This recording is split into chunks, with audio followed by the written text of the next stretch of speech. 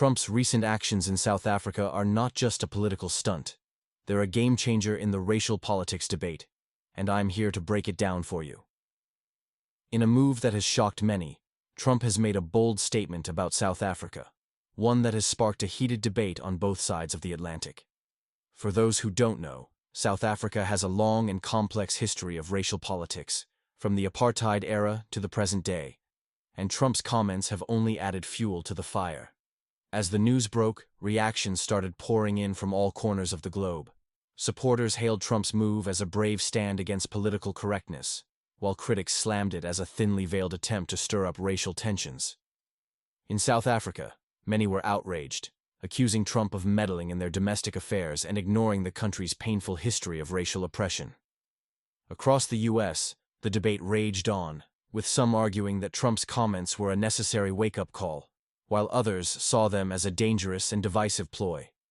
The backlash was swift and severe, with many African countries and international organizations condemning Trump's statements as reckless and inflammatory. Even some of Trump's allies were caught off guard, scrambling to distance themselves from the controversy. But amidst all the outrage, one question kept echoing. Was Trump's move racially motivated, or was it part of a larger political strategy? When we dive deeper into Trump's statements, it's clear that he's not just talking about South Africa. He's talking about America too. He's tapping into a deep-seated fear that many Americans have about race and identity, and he's using that fear to further his own political agenda. But the question remains, is this a calculated political move, or is it a genuine expression of Trump's beliefs? The answer lies in the language he uses, in the coded messages and dog whistles that resonate with his base. Take, for example, Trump's claim that he's standing up for Afrikaners and Boers. On the surface, it sounds like a noble cause, but scratch beneath the surface and you'll find a complex web of racial and economic tensions that Trump is exploiting for his own gain, as well as Elon Musk's.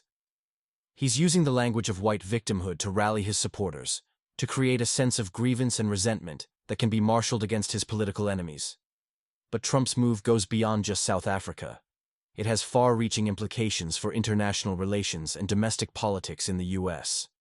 It's a signal to the world that America is no longer interested in playing by the rules, that it's willing to disregard diplomatic norms and protocols in pursuit of its own interests. And for many Americans, it's a stark reminder of the deep racial divide that still exists in this country, a divide that Trump is deliberately exploiting for his own political gain.